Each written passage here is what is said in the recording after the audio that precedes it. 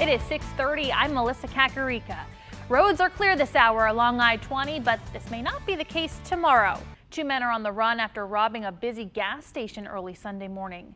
This happened around 6:30 a.m. at the Raceway gas station on Hearn Avenue. The area that we're talking about is right here.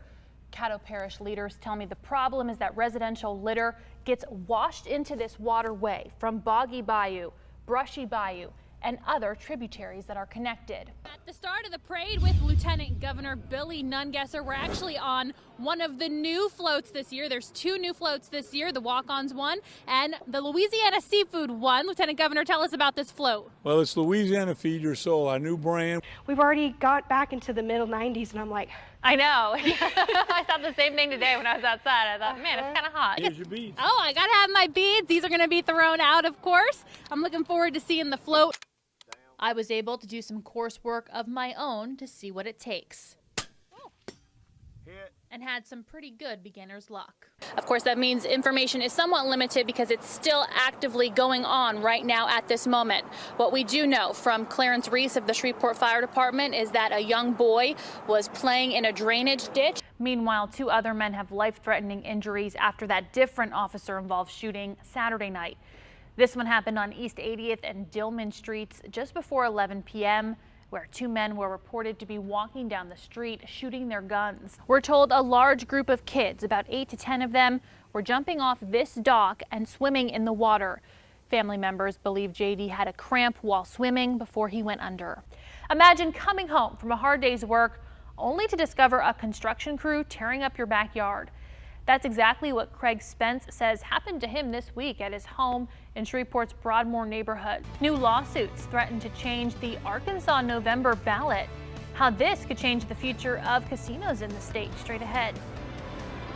And your trip home for the holidays may cost you even more. We'll explain why after the break. We do know that it is a possible homicide suspect barricaded in this house, although police would not clarify what homicide the person might be connected to.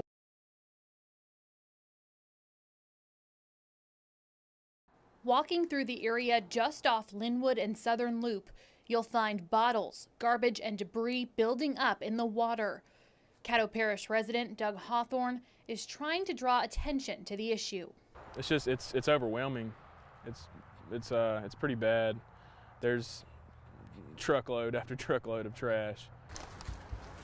The area was the site of a massive cleanup in early March, organized after a young girl wrote to Caddo Parish Sheriff Steve Prater. Hawthorne also organized another cleanup at the end of the month.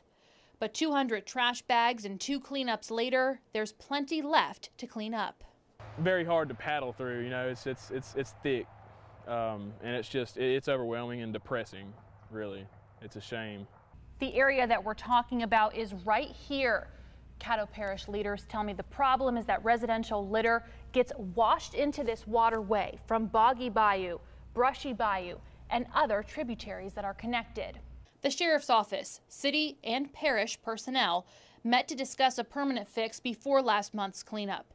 The parish has looked into putting a trash boom or net upstream to catch the debris, but determined it wouldn't be feasible or maintainable. So we're still trying to find a solution.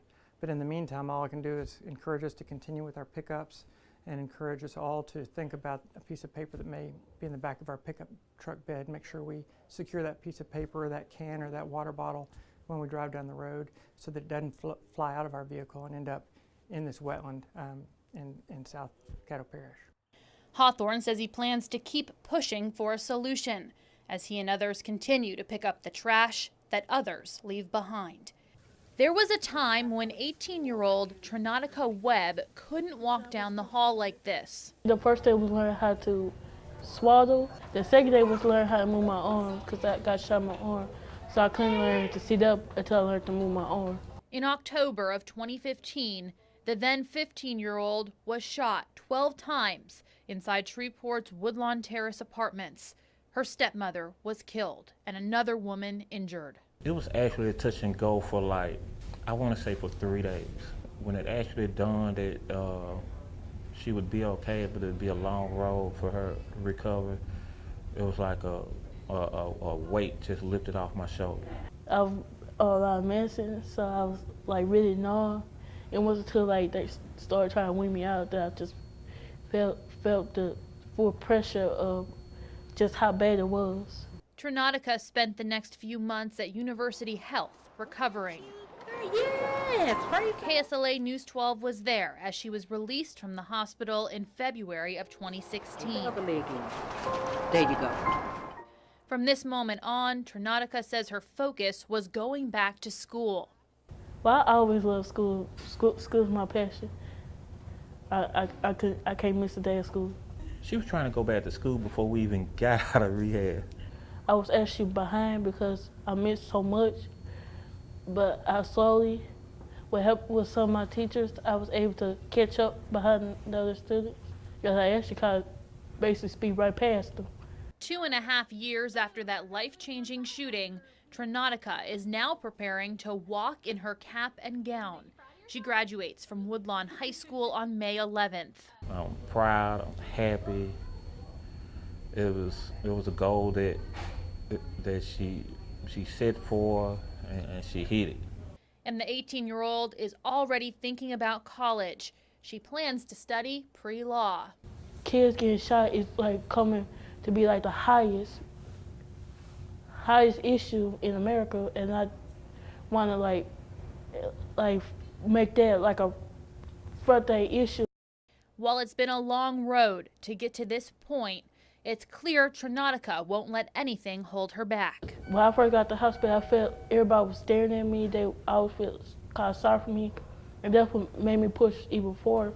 So like, I don't want to tell you my story for you to feel sorry for me. No, I want to tell you because I want you to understand why I'm the way I am now. I want you to see me for who I am, and that even after what happened to me, you could be something. You need to put yourself forward and forget about what everybody else got to say. A miraculous recovery behind her, she's now walking into her future. Melissa Kakareka, KSLA News 12.